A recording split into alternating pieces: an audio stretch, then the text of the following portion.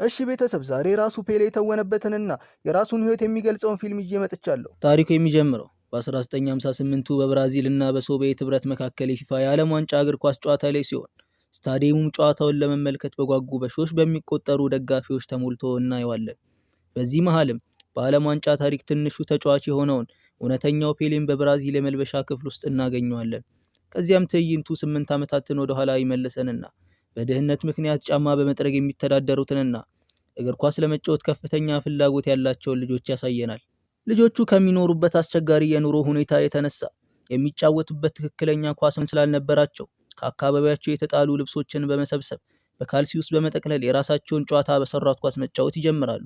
ኳሷንም መሬት ሳያስነኩ ከጣሪያ ወደ ጣሪያ እየተቀባበሉ ይጫወታሉ። ኳሷ በጣም ከባድ ብትሆንም ነገር ግን ልጆቹ በሚያስደንቅ ቅልጥፍናና ውበት ይጫወቱባታል።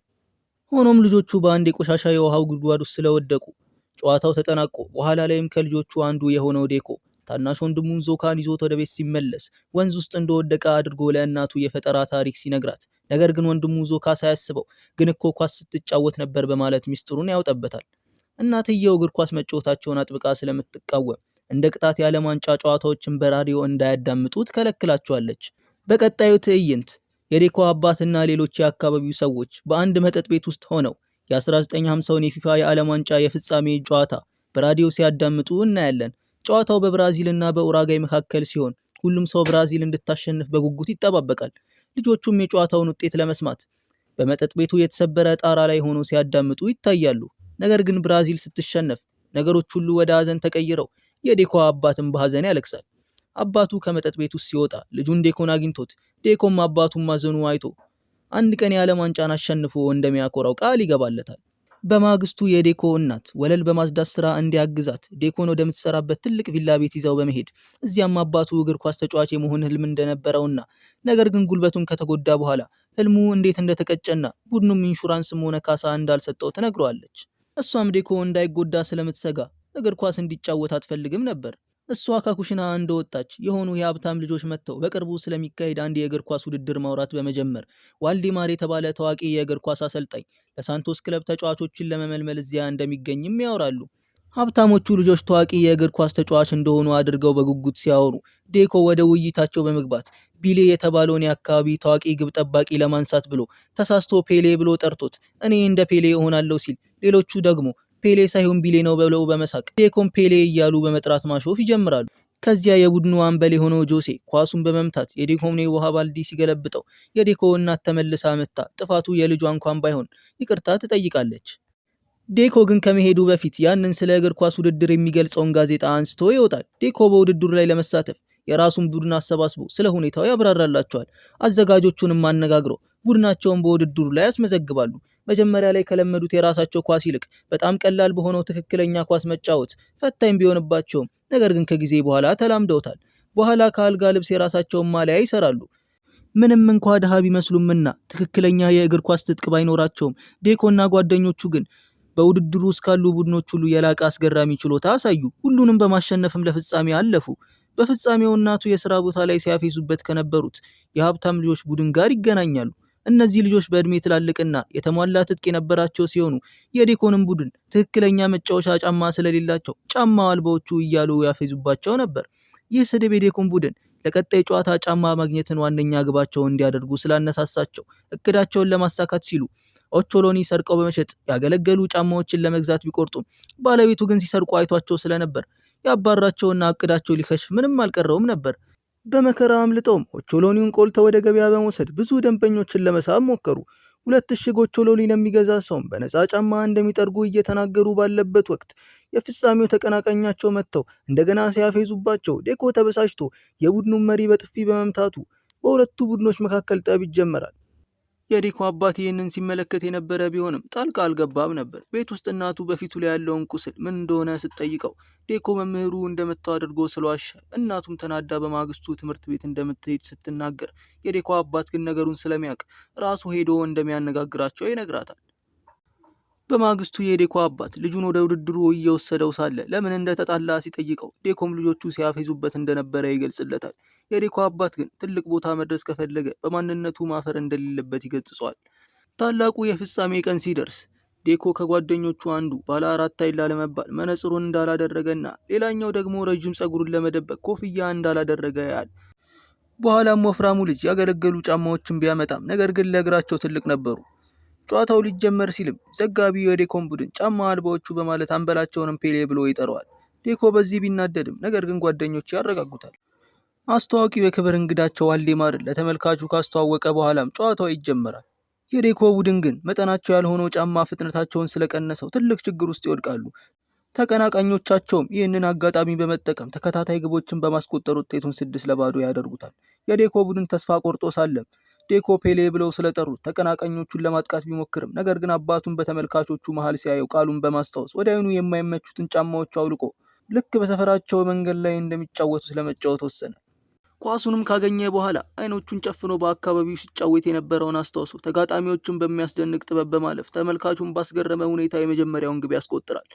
የእርሱ ድርጊትም ጓደኞቹን አነቃቅቷቸው ሁሉም የእርሱን አርአያ በመከተል ትላልቆቹን ጫማዎች አውልቀው በራሳቸው መንገድ መጫወት ይጀምራሉ። የዴኮ ቡድንም ጨዋታውን ሙሉ በሙሉ በመቆጣጠር ተቃራኒውን ቡድን አቅም አሳጥተው ውጤቱን 6-5 ቢያደርሱትም በሚያሳዝን ሁኔታ ግን ጨዋታው ስለተናቀቀ የዴኮ ቡድን ይሸነፋል። ሆኖም ተመልካቹን በሚማርኩ አጨዋወታቸው ተደንቆ ፔሌ ፔሌ እያለ መዘመር ይጀምራል። አሁን ግን ዴኮ ፔሌ መባሉን ይወደው ይጀምራል። የሀብታሞቹ ቡድን አምበል ጆሴም ቢያሸንፍም እንኳ ዴኮን በቅናት ይመለከተው ነበር። ፎቶ ከተነሱም በኋላ ዋልዴማር የቢዝነስ ካርዱን ለዴኮ አባት ይሰጠዋል። በዚህ መሃል ልጆቹ ባለፈው ቾሎኔ የሰረቁባቸውን ሰዎች ሲያዩ መሸሽ ቢጀምሩም ሰዎቹ ወደ ጫካ ያባሯቸዋል። ከዴኮ ጓደኞች አንዱ ተደናቅፎ ሲወድቅ ዴኮ ሊረዳው ተመልሶ መሬት ውስጥ ወዳለ ትንሽ ጉድጓድ ገብተው ቢደበቁ በድንገት ግን ከባድ ዝናብ መዝነብ ስለጀመረ ዴኮ ከጉድጓዱ ማምለጥ ቢችልም ጓደኛው ግን እዛው ይቀራል። ዴኮም በጭንቀት ለእርዳታ ቢጮህም ሰዎቹ ግን ስላረፈዱ በሚያሳዝን ሁኔታ ልጁን ማዳን አልቻሉም ነበር። ልቡ የተሰበረው ዴኮ ወደ ቤት ተመልሶ በእናቱ ፊት እያለቀሰ ስለ ውድድሩ፣ ስለ ጸቡና ስለ ስርቆቱ ሁሉንም ነገር ከነገራት በኋላ ከእንግዲህ እግር ኳስ እንደማይጫወትም ቃል ይገባላታል። እናቱም እያባበለችው ሳለ አባቱ የዋልዴማርን ካርድ ለሚስቱ ሲሰጣት እሷን መሳቢያ ውስጥ አስቀመጠችው። እናቱ ትምህርት ቤት መቅረት ያለውን መዘዝ እንዲያይ በማሰብ አባቱ በሚሰራበት ስራ ቦታ ወስዶ እንዲያሳየው አደረገች። በማግስቱ የዴኮ አባት ወደ ስራው ቦታ ይዞት ሄዶ አባቱ በሆስፒታሉ ሽንት ቤት ማጽዳትና የታካሚዎቹን ቆሻሻ ማንሳት የመሳሰሉ እጅግ አስቸጋሪ ስራዎችን ሲያሳየው ዴኮም እጅግ በጣም ያዝናል። በኋላም አባቱ ዴኮን ለማዝናናት በማንጎ ኳስ እየተጫወተ የራሱን የእግር ኳስ ችሎታ እያሳየው ወጣት እያለ አረንጓዴ ማንጎዎችን ለኃይለኛ ምት የበሰሉትን ደግሞ ለቴክኒክ ልምምድ ይጠቀምባቸው እንደነበር ሲነግረው ዴኮ ግን ለእናቱ የገባውን ቃል በማክበር አባቱን ችላ ይለዋል። ጓደኞቹ እግር ኳስ እንዲጫወት ሲጠይቁትም እምቢ ብሏቸው ፎቶአቸው የወጣበት ጋዜጣም ሳይቀር ወርውሮ ይጥለዋል። አንድ ቀን አባቱ ማንጎዎቹን ወደ ቆሻሻ ቅርጫት መጣያ ለመክተት ቢሞክር ግን እንዳልቻለ ስላየ ዴኮ አንዱን ማንጎ በትክክል ቅርጫቱ ውስጥ ያስገባዋል። አባቱም ወዲያውኑ ራቅ ወዳለ ቅርጫት ማንጎውን በማስገባት ሆን ብሎ እንዳልቻለ መስሎ እንደነበረ ያሳየዋል። በዚህ የተነሳሳው ዴኮ ከአባቱ ጋር በማንጎ ልምምድ ማድረግ ጀምሮ አባቱም ጥበቡን ያስተምረው ይጀምራል። ትዕይንቱ ጥቂት ዓመታትን ይሄድና ዴኮ አሁን የ15 ዓመት ታዳጊ ሆኗል። ማንጎቹንም በሚያስገርም ቅልጥፍና ይጫወትባቸዋል። እናቱ ከአባቱ ጋር ሲለማመድ ብታዩም ጣልቃ ላለመግባት ትወስናለች። ሌሊቱን ሙሉ ስታስብበት አድራም የእግር ኳስ መልዋይን ለመጥራት ወስና መልዋይንም በቀጥታ አምጥታ የዴኮን ልምምድ ከርቀት እንዲመለከት አደረገች።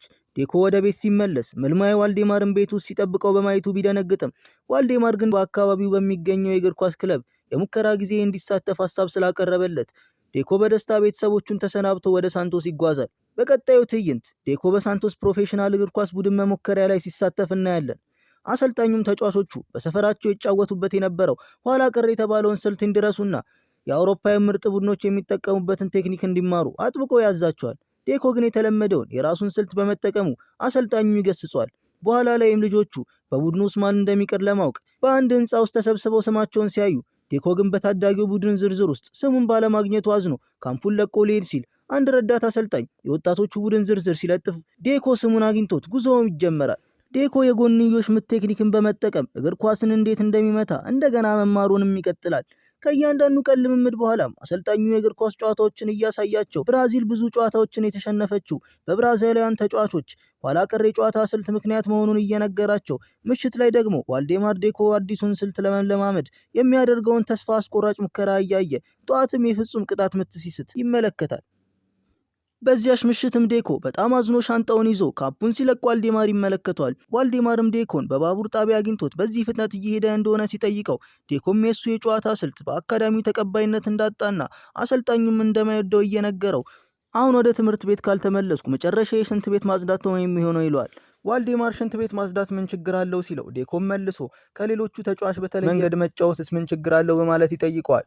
በመቀጠልም የዚህን የጨዋታ ስልት ታሪክ እየነገረው በ19ኛው ክፍለ ዘመን መጀመሪያ ላይ ፖርቹጋሎች አፍሪካውያን ባህሪዎችን ይዘው እንደመጡና ብዙ አፍሪካውያንም ራሳቸውን ለመከላከል ወደ ጫካ እንደሸሹ እዚያም ካፓይራ የተባለውን የማርሻል አርት መሰረት የሆነውን ጂንጋ ቢፈጥሩትም ባርነት ሲወገድ ግን ካፓይራ በሕግ ስለተከለከለ የካፓይራ ተለማማጆች ሳይታሰሩ ጂንጋን ለመለማመድ እግር ኳስን እንደ ትክክለኛው መንገድ እንደተጠቀሙበትና ከጊዜ በኋላ አድጎ የብራዚል መለያ አካል እንደሆነ ነገር ግን በ1950 የዓለም ዋንጫ ብዙዎች የጂንጋ ስልት ለብራዚል ሽንፈት ምክንያት ነው ብለው እንደሚያምኑ ይነግሯል። ዋልዴማር ግን ጂንኮ የዲኮ ማንነት እንደሆነና ከማንነቱ ጋር ሳይጣላ ልዩ ችሎታውን ለዓለም ማሳየት እንዳለበት በማስረዳት ያበረታተዋል።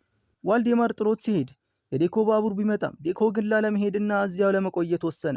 በማግስቱ በጨዋታው ላይ ዴኮ ደካማ እንቅስቃሴ በማድረጉ ተስፋ ቆርጦ እያለ ከአባቱ ጋር በማንጎ ሲለማመድ የነበረውን አስታውሶ ኳሷን ያለምንም ጥረት ተጋጣሚዎችን እያለፈ ሲነዳት አሰልጣኙ ግን እንዲያቆም ቢጮህበትም ዴኮ ግን ችላ ብሎት በመጨረሻም ልክ በማንጎ ሲለማመድ እንደነበረው ኳሷን አየር ላይ በማንሳት በሚያስደንቅ ሁኔታ መረብ ላይ ያሳርፋታል። የቡድን አጋሮቹም ሆኑ ተጋጣሚዎቹ በግቡ ሲደነቁ አሰልጣኙም ጠርቶት ምንድነው ያደረግከው ሲለው ዴኮም ይቅርታ ሲጠይቅ አሰልጣኙ ግን እንደገና ድገመው ይለዋል። ዴኮ አስደናቂ ብቃቱን በመቀጠል በጨዋታው 4 ግቦችን በማስቆጠር የጋዜጦችን ትኩረት ይስባል። በቡድኑ ውስጥ ትንሹ ተጫዋች ቢሆንም ስሙን በስፋት ማሳወቅ ጀመረ። በዚህ መሃል አባቱ እያንዳንዱን ጨዋታ በሬዲዮ እያዳመጠ በልጁ ስኬት ይደሰት ነበር። አንድ ምሽት ዋልዴማር ዴኮ በአሮጌው ቴክኒኩ የግብ ምት ልምምድ ሲያደርግ ይመለከተዋል። ዴኮ ኳሶቹን ወደ ግብ ማስገባት ሲያቅቶ አይቶ ቢገረምም ዴኮ ግን ሆን ብሎ ኳሶችን የግብ አግዳሚው መረብ ላይ እያነጣጠረ እንደሚመታ ይረዳል። ብዙም ሳይቆይ አዲስ የተጫዋቾች ዝርዝር ግድግዳ ላይ ተለጥፎ ዴኮም ስሙን ቢያጣውም ነገር ግን ወደ ዋናው ፕሮፌሽናል ቡድን እንዳደገ ያውቃል። በመላው ሀገሪቱ ከሚገኙ ቡድኖች ጋርም ጨዋታዎችን ማድረግ ጀመረ። አሁን ብዙ ሰዎች የዚህን የ15 ዓመት ድንቅ ልጅ አስማታዊ አጨዋወት ለማየት ወደ ስታዲየም መትመም ጀምሯል። አንድ ቀን እናቱ ምንም ያላዘዘችው ዕቃ ይመጣላታል።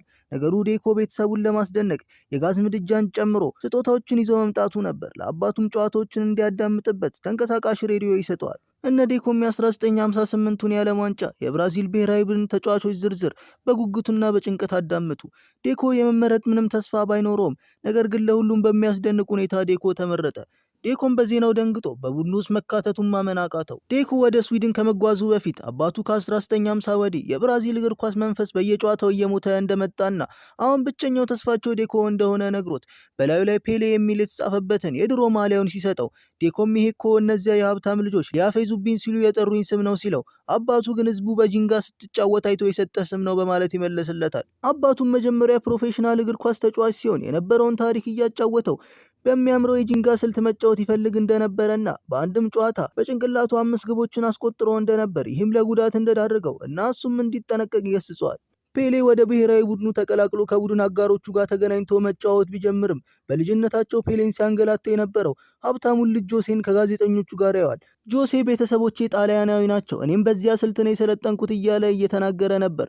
ፔሌ ዘመናዊውንና የአውሮፓውን አጫወት እንደማይችልም በመግለጽ አሁንም ያፌዝበት ይጀምራል። ጋዜጠኞቹም የጂንጋ ስልትን በሚጠቀሙ ተጫዋቾች ላይ ሲሳለቁ ፔሌም ሊጋፈጣቸው ሲሞክር የብሔራዊ ቡድኑ አሰልጣኝ ጣልቃ በመግባት ቡድኑ ከእንግዲህ በጂንጋ ስልት እንደማይጫወት ተናገረ። ከዚያ በኋላ አሰልጣኙ ፔሌን ጠርቶ በጂንጋ የእግር ኳስ ስልት እንዳይጫወት አጥብቆ አስጠነቀቀው። በማግስቱ ዴኮ አሰልጣኙ እንዳዘዘው በአውሮፓውያን ስልት ለመጫወት ቢሞክርም እጅግ ከበደው። ጆሴ በጋዜጠኞች ፊት ደካማ አጫወት አላቸው እያለ በጂንጋ ተጫዋቾች ላይ ማፌዙን ሲቀጥል ፔሌም ለጓደኛው ደካማ የምንሆነው እኮ በራሳችን መንገድ እንድንጫወት ስለማይፈቀድልን ነው በማለት ያማራል። ጓደኛው ግን ልክ እንደ ጆሴ መጫወት ካልቻለና በጂንጋ አጫወት የሚጫወት ከሆነ የመመረጥ እድል እንደማያገኝ ይነግሯል። በዚያው ዕለት አሰልጣኙ ቋሚ ተሰላፊዎችን በሚመርጥበት ጊዜ ፔሌ በአውሮፓውያን ስልት መጫወት ተስኖ ሲታገል ቆየ። በመጨረሻም የጂንጋ ጥበቡን ለማሳየት ወስኖ ጥሩ ሲጫወት ቢቆይም በመጨረሻ ስለወደቀ ጉልበቱ ይጎዳል። የቡድኑ ሐኪምን መርምሮት ጉዳቱ ከዓለም ዋንጫ ውጪ ሊያደርገው እንደሚችል በሚያሳዝን ሁኔታ አረጋገጠለት። ታዲያ ፔሌ እናቱን ደውሎ ስለ ጉዳቱ ነግሯት ትምህርት ቤት ብቆይ ይሻል ነበር ሲላት፣ እናቱም ግን ደንግጣ እምነት እንዲኖረውና ራሱን እንዲጠብቅ አበረታታችሁ። ሆኖም ፔሌን በሌላ ተጫዋች ለመተካት ጊዜው ስላረፈደ አሰልጣኙ ምንም ቢሆን ይዞት ወደ ስዊድን ለመሄድ ወሰነ። የዓለም ዋንጫው ሊጀመር ሲል ሐኪሙ ፔሌን በባህላዊ የብራዚል መድኃኒት እያከመው ነበር። ፔሌን ቀስ በቀስ እያገገመ መጣ። በዚህ መሃል የብራዚል ቡድን የመጀመሪያዎቹን ጥቂት ጨዋታዎች ማሸነፍ ቻለ። ነገር ግን ጨዋታዎቹ እጅግ ፈታኝና አደገኛ ስለነበሩ ጆሴን ጨምሮ በርካታ የቡድኑ ተጫዋቾች ተጎዱ። አሰልጣኙም ዶክተሩን ስለ ፔሌ ጉዳት ሲጠይቀው ቢሻለውም በቂ እረፍት እንደሚያስፈልገው ይነግሯል። አሰልጣኙ ግን ሌላ አማራጭ ስላልነበረው ራሱን እንዲያበረታ እየገፋ ወደ ሜዳ ወጣው። ሐኪሙም ወደ ፔሌ ጠጋ ብሎ ለደካማ ጉልበቱ እጅግ አደገኛ ስለሆነ በጂንጋ እንዳይጫወት አስጠነቀቀው። በቀጣዩ ትዕይንት ፔሌ ከቡድኑ ጋር ወደ ሜዳ እየገባ ሳለ አሰልጣኙ እቅዱን አጥብቆ እንዲይዝና በአውሮፓውያን የእግር ኳስ ስልት እንዲጫወት አሳስቦት ወደ ሜዳ ሲገባ ታዳሚዎቹ ትንሽ ሆኖ በሚታየው ፔሌ ላይ መሳቅ ይጀምራሉ። በጨዋታው ወቅት ፔሌ አሰልጣኙ እንዳለው ሲጫወት የሶቪየት ተጫዋቾች ከግራና ከቀኝ በኃይል ይገጩት ነበር። ይህ ቢሆንም የብራዚል ቡድን በሶቪየት ህብረት ላይ ድል መቀዳጀት ቻለ። ከፈረንሳይ ጋር በተደረገው የግማሽ ፍጻሜ ጨዋታም መጀመሪያ አጋማሽ ሊጠናቀቅ ሲል የብራዚል ቡድን 1-0 እየተመራ ነበር። በእረፍት ሰዓት ፔሌ የመልበሻ ክፍሉን ሲቃኝ ተስፋ የቆረጡትንና የተጎዱትን ተጫዋቾች እየተመለከተ በሁኔታው አዝኖ ወደ ጆሴ በመጠጋት እግሩ የተሻለው ከሆነ በሁለተኛው አጋማሽ ተቀይሮ እንዲገባ ሲጠይቀው፣ ነገር ግን ጆሴ አእምሮ እግር ኳስ ለመጫወት ዝግጁ እንዳልሆነ ገልጾ ጥያቄውን ውድቅ አደረገው። ጆሴም ለፔሌ ሰፈር ውስጥ በነበርንበት በዚያ ቀን ያ የውስጣችን ክፍል የሆነው ጂንጋ ምን ያህል ውብ እንደሆነ ለሁሉም አሳይተናል፣ አሁንም የሚያስፈልገን ያ ነው አለው። ከረፍት በኋላ ፔሌ ወደ ጨዋታው ተመልሶ ኳስ ይበላሽበትና ወደ ጆሴ ሲመለከት ጆሴም በአውንታ ምልክት ሰጠው። ከዚያም ፔሌ ኳሷን ተቆጣጥሮ በተጫዋቾቹ መሃል ያለምንም ችግር በፍጹም ጥበብ ማለፍ ጀመረ። አሰልጣኙ ወደ ኋላ እንዲመለስ ቢያዘውም ፔሌ ግን አልሰማውም ነበር። ፔሌ ኳሷን በተጫዋቾቹ ላይ እያሳለፈ በሚያስደንቅ ሁኔታ ለቡድኑ ድንቅ ግብ ሲያስቆጥር ተመልካቹ በድንጋጤ ተዋጠ። በዚህ መሃል አባቱ በመጠጥ ቤት ውስጥ በቴሌቪዥን እያየ በኩራት ጮኸ። ውጤቱ አቻ እንደሆነ ፔሌ ተጨማሪ 2 ግቦችን ለማስቆጠር የቡድኑ አሸናፊነት አረጋገጠና ለፍጻሜ አሳለፋቸው። ከስዊድን ጋር የሚደረገው የፍጻሜ ጨዋታ እየቀረበ ሲመጣ የብራዚል ብሔራዊ ቡድን አሰልጣኝ ቡድኑን ሰብስቦ በአውሮፓውያን የእግር ኳስ ስልት እንዲጫወቱ አዘዛቸው። አንዳንድ ስልታዊ ታክቲኮችንም ሊያስተምራቸው ሞከረና የስዊድን ተጫዋቾችን አሰላለፍ እንዲኮርጁ መከራቸው። በልምምድ ወቅትም ተጫዋቾችን በዚህ አሰላለፍ እንዲጫወቱ ለማድረግ ቢሞክርም በተጫዋቾቹ ላይ ምንም ለውጥ አላየም ነበር። የብራዚል ብሔራዊ ቡድን ተጫዋቾች የስዊድን ቡድን ከጀርመን ጋር ሲጫወት የሚያደርገውን ኃይለኛ አጫወት ተመለከተ። ከጀርመን ተጫዋቾች አንዱ በስዊድናውያን ተጎድቶ የእግር ኳስ ሕይወቱ ስላከተመ ይህ ደግሞ በብራዚላውያን ላይ ፍርሃትን ይፈጥራል። ማታ ላይ ፔሌ ለአባቱ ደውሎ ስለ ቡድኑ አስፈሪ ሁኔታ ሲነግረው አባቱ ግን በልጅነቱ ያደርግ እንደነበረው ቡድኑን አንድ እንዲያደርግ ይመክረዋል።